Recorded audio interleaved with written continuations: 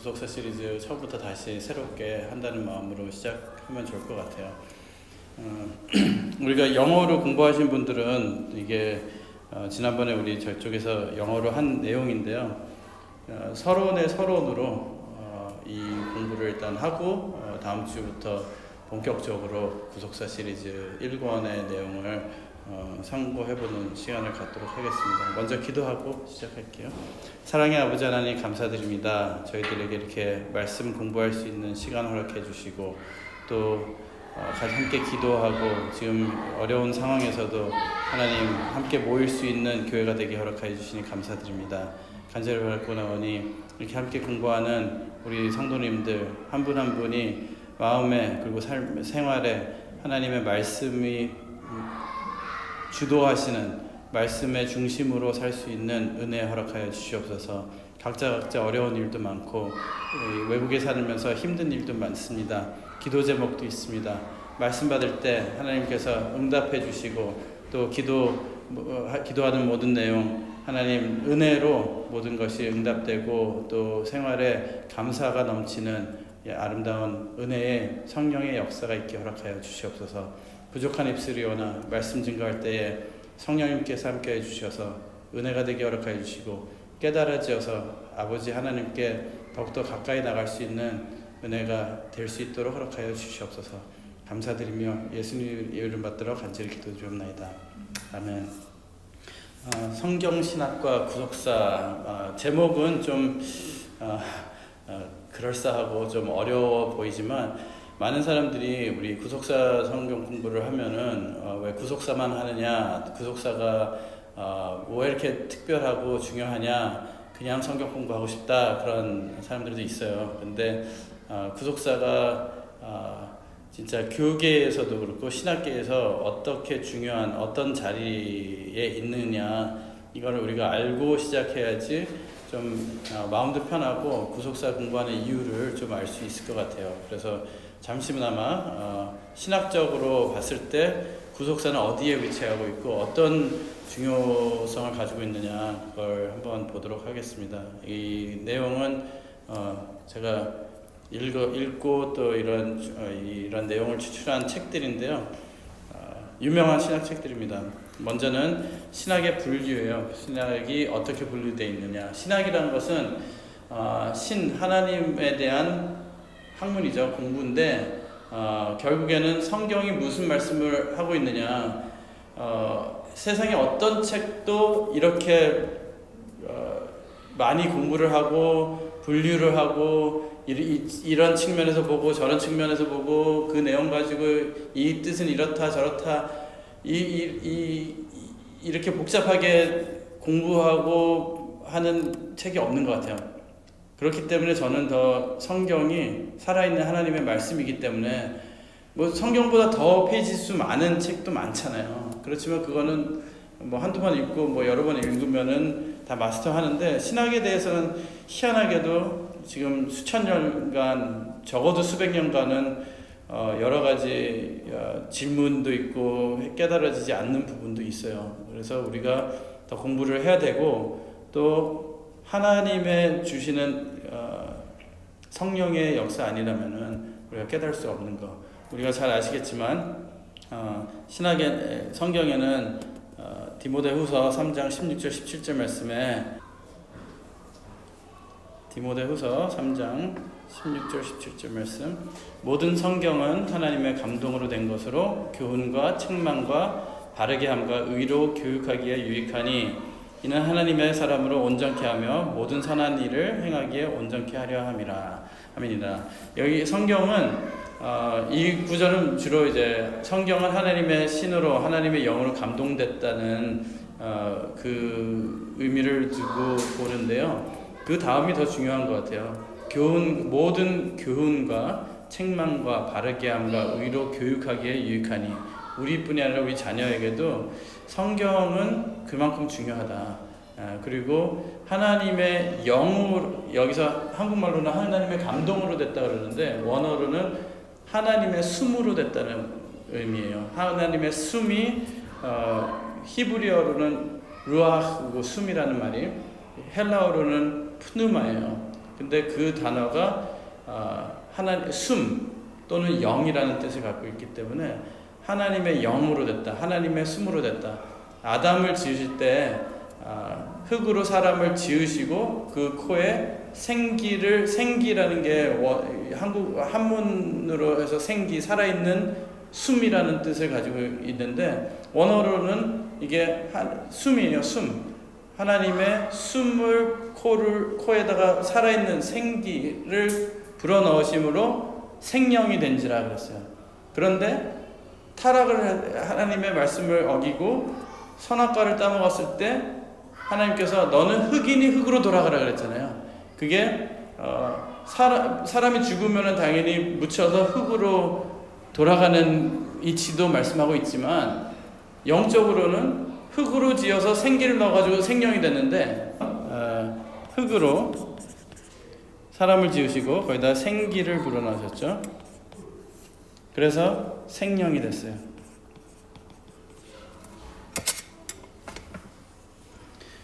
그러면 여기서 생명인 존재가 흙이 되려면은 이 산수가 어떻게 되나요? 생명 마이너스 생기가 흙이에요.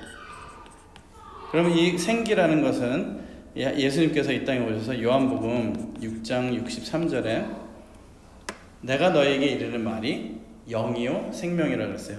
영이요 생명. 뭐가요? 예수님의 말씀이.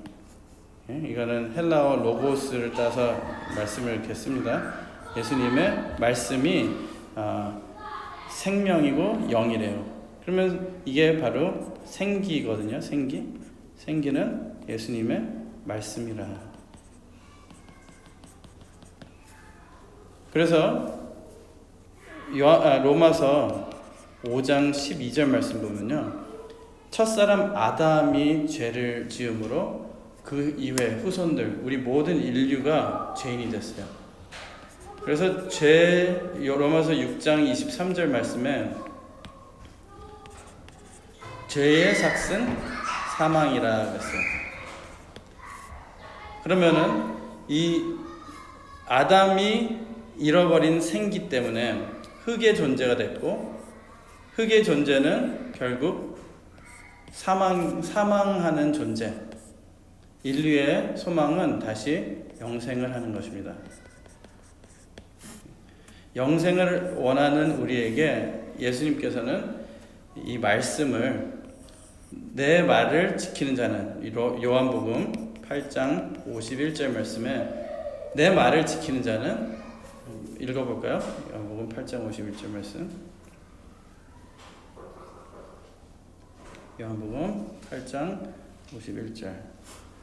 진실로 진실로 너희에게 이르노니 사람이 내 말을 지키면 죽음을 영원히 보지 아니하리라. 그냥 말씀이 있는 자에게는 죽음이, 사망이 없어진다. 곧 흙인 존재에게 다시 생기를 불어넣어 주시는 방법은 말씀이라는 거예요. 말씀. 그 말씀을 숨이죠. 결국에 하나님의 숨이 말씀인데, 예수님이 부활하셨을 때 숨어있는 제자들에게 나타나시죠. 요한복음 20장 22절 한번 보시겠습니다. 요한복음 20장 22절 말씀.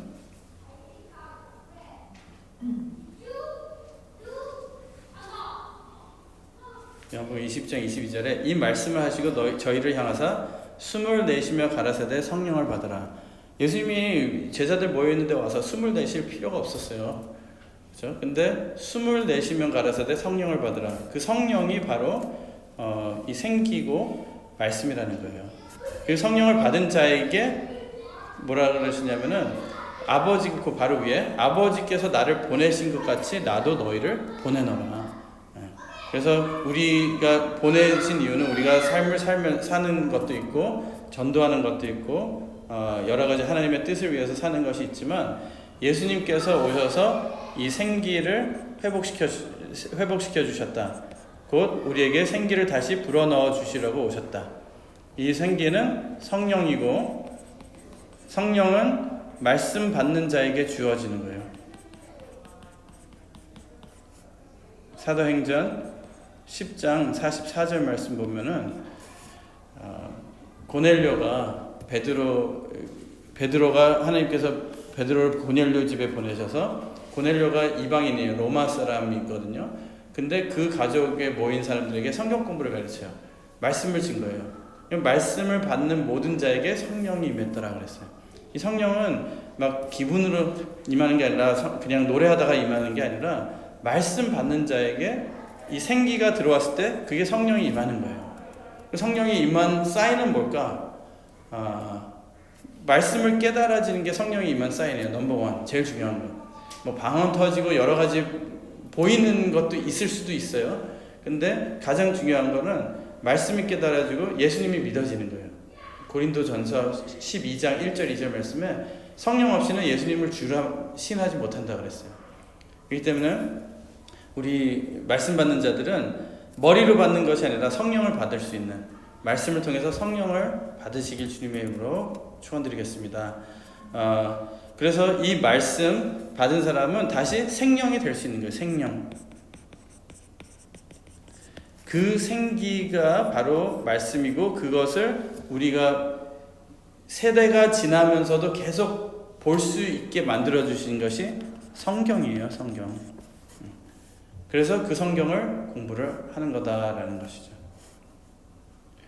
그래서 신학의 분류라는 것은 그 성경을 어떻게 하면 이해할 수 있을까, 이 학자들이, 신학자들이 여러 가지로 공부를 해가지고 이제 결국에 분류를 해놓은 게 이 신학의 분류인데, 성경과 하나님을 공부하는 신학에는 여러 분야가 있다. 대표적인 5가지를만 오늘 보겠습니다. 해석학이에요. 해석학은 주해를 하는 거예요. 성경은 구약은 히브리어로, 신약은 헬라어로 쓰여졌고, 쓰여진 배경은 그 당시 이스라엘 또는 그 유대 문화를 배경으로, 그 주위 국가들의 그 문화도 묻어있는 그런 배경으로 쓰여졌기 때문에 이것을 해석을 해야 돼요. 먼저는 그 언어를 통달해가지고 그 단어가, 그 말도 한국말도 아가 다르고 어가 다르다 그러잖아요. 그런 느낌까지도 살려가지고 성경이 진짜 뭐라고 말씀하고 있는 건가, 그리고 그 시대 상황이나 역사나 여러 가지를 다 따져봤을 때, 다 생각해봤을 때 이건 무슨 의미였고, 어떤 상황에서 사도 바울이 이런 고린도 교회에게 편지를 쓸 때는 고린도 교회 사람들의 영적인 상태, 육의 상태, 생활의 상태, 뭐 여러 가지를 다 복합적으로 종합적으로 따져봤을 때 의미가 무엇인가, 그것을 결정하는 게 해석학이에요. 그러니까 해석학은 다른 것 집어넣을 데가 시간이 없어요. 그 성경 그것만 파야 되는 거죠. 그래서 주에는 성경의 원문을 해석하고 분석하는 학문이다. 원저자는 하나님이시지만 여러 사람을 통해서 썼어요. 그래서 마태는 세리장이었고, 누가는 의사였고, 호세아는 에스겔은 원래 제사장 되려다가 하나님께서 선지자를 부르셨고, 등등 여러 가지 종류의 사람, 여러 가지 배경의 사람들이 기술했기 때문에 그것도 알아야 되고, 그 사람들의 달란트랑 그 사람들의 성격이랑 배경을 통해서 뭐라고 말씀하시려고 적으셨나, 그것을 문자적으로 이해하는 것이 중요하기 때문에 해석학으로 시작을 해요. 이 5가지 분류는 한 가지만 내가 마음에 드는 거 선택하는 게 아니라 5가지가 다 합쳐져야지 성경 해석이 가능한 거예요. 그리고 성경신학이라는 게 있어요. 두 번째는 성경신학은 또는 성서신학이라고도 하는데, 성경의 교리적인 접근보다는 구속계시, 하나님이 구원을 위해서, 구원을 목적을 두고 어떻게 차근차근히 스텝 바이 스텝 이 역사를 진행해 오셨는지, 그것의 발전을 연구하는 기독교 신학 분야인데, 오늘 우리가 구속사 시리즈 또는 구속사를 설명하기 위해서 중점적으로 생각해 볼 것이 이게 성경신학이에요. 성경 신학은 성경 전체의 흐름을 연구하고 구약과 신약이 예수님을 구심점으로 하나의 주제로 기록되어 있다는 것을 보여주는 거예요. 그렇기 때문에 성경의 기본 흐름을 알아야지만 알 수 있는 이 신학이고, 이걸 이 밑에 베이스로 해야 되는 게 아까 주의 원문에서 깨달아지는 거. 그래서 성경 신학할 때는 원문이 의미가 무엇이냐를 많이 따져요. 그래서 원어도 많이 쓰고 하죠. 그 다음에 또 한 가지 생각해 봐야 될 게 역사예요. 역사, 그 다음에 성경의 흐름, 어떻게 이게 흘러가고 있나. 마치 드라마 시리즈 보듯이 창세기부터 요한계시록까지 이게 다 연결되어 있다는 거예요. 근데 많은 이제 설교나 성경 공부 보면은 한 부분만 보죠. 이거에서 우리가 받아야 되는 레슨, 교훈은 무엇인가. 그렇게 하고선 은혜 받아요. 그것도 맞지만 성경 해석은 다 이어서 여기에서 예를 들어서 말라기에서 이렇게 말씀하신 이유가 왜 그런가? 요한계시록에서 말씀하신 이유가 어디서 찾아내냐면은 이사야에서 찾아내고 창세기에서 찾아내고 그 클루가 다 있다는 거예요. 세 번째는 역사신학이에요. 역사신학은 주로 역사적인 부분을 제일 중점적으로 보고 성경의 역사, 기독교의 역사까지도 봐요. 그러니까 카톨릭교에서 예수님 이후에 초대교회, 그 다음에 중세시대 교회 막 하면서 이제 어떻게 해서 교회가 흐름이 됐고, 그게 개혁을 통해서 카톨릭교와 개신교가 나눠지고 그런 역사도 생각해 보지만 성경의 역사적인 부분도 많이 집중적으로 다루고 있습니다. 그 다음에 조직신학이에요. 우리가 신학하면 생각하는 게 조직신학이거든요. 조직신학은 뭐냐면은 성경 전체를 아우러서 거기에 설명되는 하나님은 누구신가? 신학은 무엇인가? 기독교는 무엇인가? 그러니까 아까 성경 신학은 성경의 역사 타임라인, 시간표를 이렇게 맞춰서 흐름을 맞춰서 공부하는 신학이라고 하면은, 조직 신학은 그 타임라인이 별로 필요 없어요. 그냥 전체적으로 봤을 때 하나님은 어떤 분이냐? 하나님은 전지전능하시다. 하나님은 거짓말을 안 하신다. 하나님은 악이 없으시다. 선하시다. 영원하시다. 그런 간단하지는 않지만 그런 하나님에 대한 설명을 하는 것이 신학이고, 또한 조직신학이고, 조직신학에는 여기 보이시듯이 성부론, 하나님 아버지는 누구시냐, 기독론은 그리스도는 누구냐, 성령론, 그러니까 삼위일체죠. 성부, 성자, 성령 각자가 어떤 역할을 이루고 어떤 분이겠냐, 성서론, 구원은 어떻게 해서 이루어지냐, 예수님을 꼭 믿어야 된다, 십자가의 피를 통해서다, 그런 거. 교회론, 교회는 어떤 것이 교회냐, 교회가 되기 위해서는 어떤 모습을 갖춰야 되냐, 종말론, 마지막 계시록에 대해서 이 종말은 어떻게 이루어질 것이냐, 천사론, 사람보다 높냐 낮냐, 어떤 천사, 천사장 가브리엘, 미가엘도 있는가 하면은 또 그룹들도 있고, 어떤 게 천사고 그런 지위는 어떻게 되고, 여러 가지 마귀론, 인간론, 우리 인간은 어떤 존재이냐, 죄악론 등등 이런 론을 갖고 나오면은 조직신학이에요. 조직신학이, 저는 개인적으로 조직신학이 너무 어려웠어요. 왜냐면은 모르겠어요. 하여튼 근데 조직신학을 잘하기 위해서는 성경 전체를 다 알아야 돼요. 그리고 조직신학을 잘하는 사람이 전도도 잘하고, 변론도 잘하고, 변증도 잘하고, 아주 중요한 분야예요. 그런데 이제 차이는 뭐냐? 그리고 다섯 번째는 실천신학이에요. 이 모든 것을 다 공부해가지고 어떻게 적용을 하느냐? 그러면 설교는 어떻게 하느냐? 이 선교는 어떻게 하느냐? 이 예수님을 이제 성경을 통해서 이제 다 알았는데 다 알진 못하겠지만 이 내용을 가지고 어떻게 전달을 하고 어떻게 이루느냐, 그런 것이 실천 신학이에요.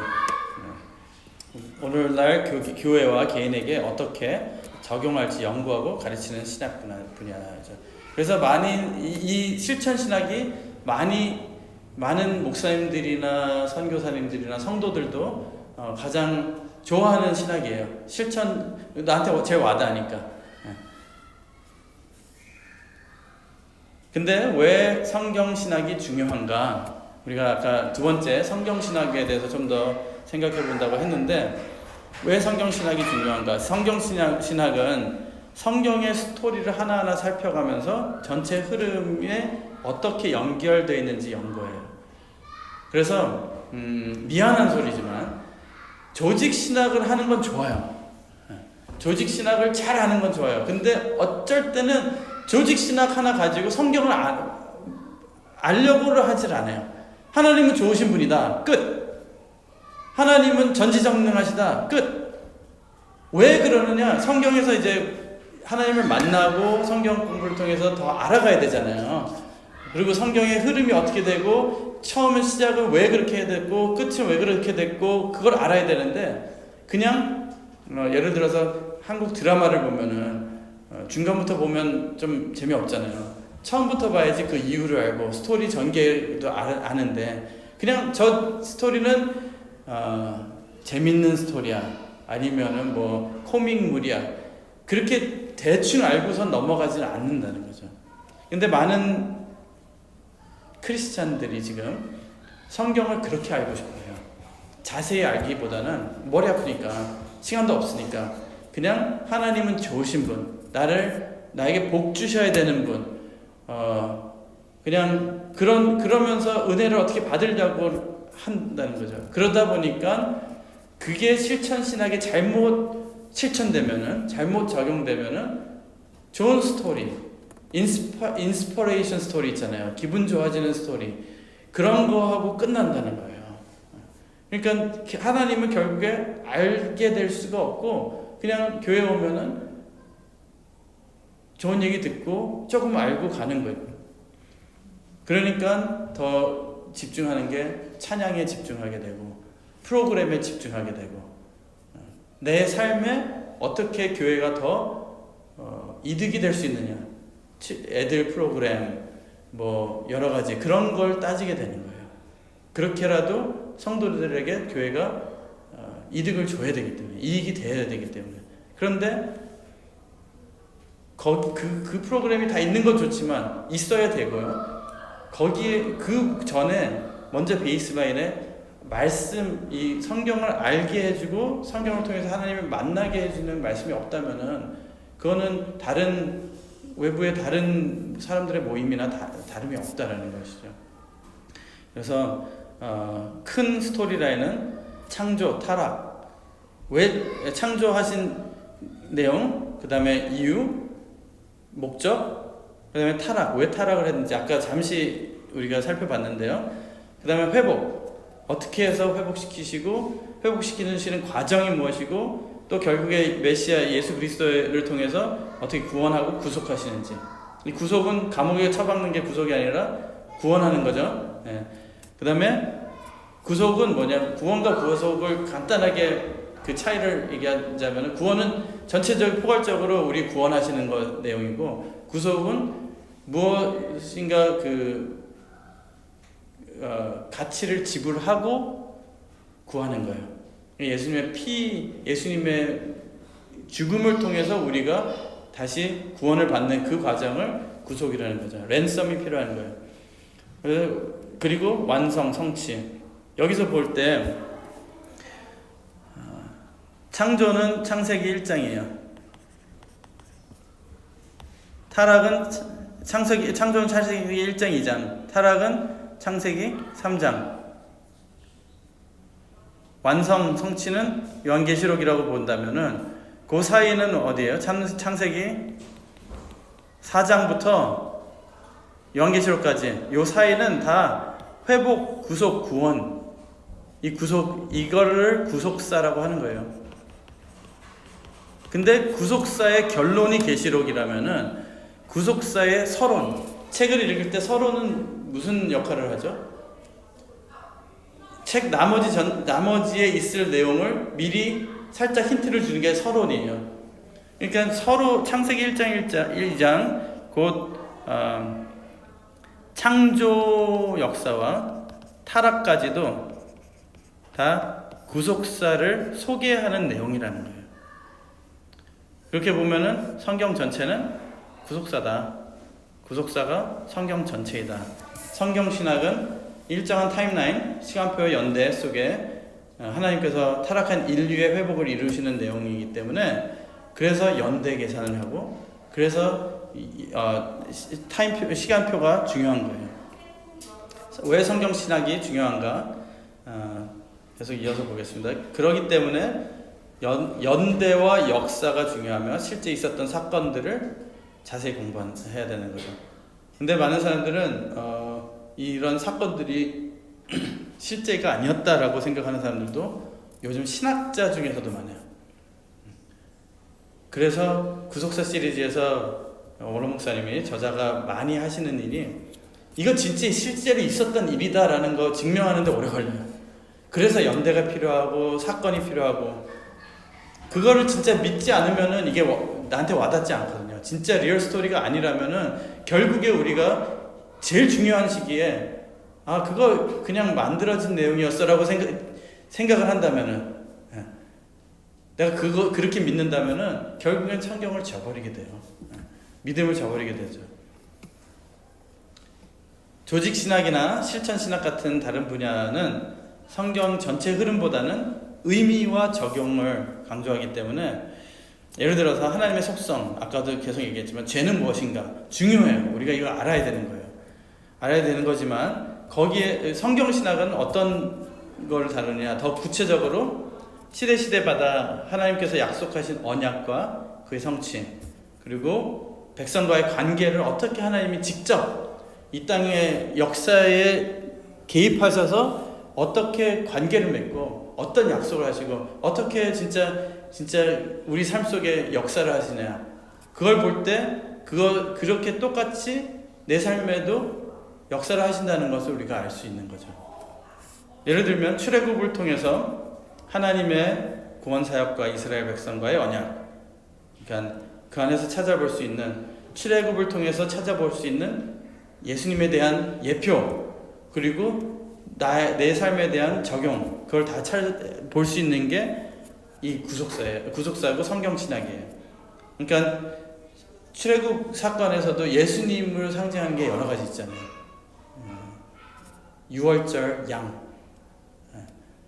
출애굽 10가지 재앙, 또 뭐 출애굽하면서 네 번째 진친국 마라, 쓴물, 그것을 나무를 던졌더니 물이 달아졌더라. 그 나무를 십자가로 우리가 적용해서 볼 수도 있고, 예수님이 구약에도 나타난다는 것을 계속 보여주는 게 성경 신학이에요. 그래서 바벨론 포로 역사, 바벨론 포로 역사가 중요한 이유 중에 하나가 요한계시록의 마지막 시대에 우리가 어디 살고 있다 그래요? 바벨론에 살고 있다 그래요. 그래서 바벨론 포로 역사와 다시 해방되는 거, 그 역사는 우리가 마지막 때에 이 죄악된 세상에서 어떻게 해방될지, 어떻게 구원받을지에 대해서 미리 예표해주는 내용이기 때문에 이런 내용이 그냥 역사를 본다면은 재미없죠. 왜냐면은 우리는 한국 역사도 제대로 모르는데 왜 남의 나라 역사를 이렇게 열심히 공부하느냐, 그럴 수 있어요. 이스라엘 역사거든요, 역사로만 보면은. 근데 이 역사가 지금 우리에게 적용이 된다고 믿고 그것 적용이 어떻게 되는지 모르면은 필요 없는 거죠. 역사 공부죠, 그냥.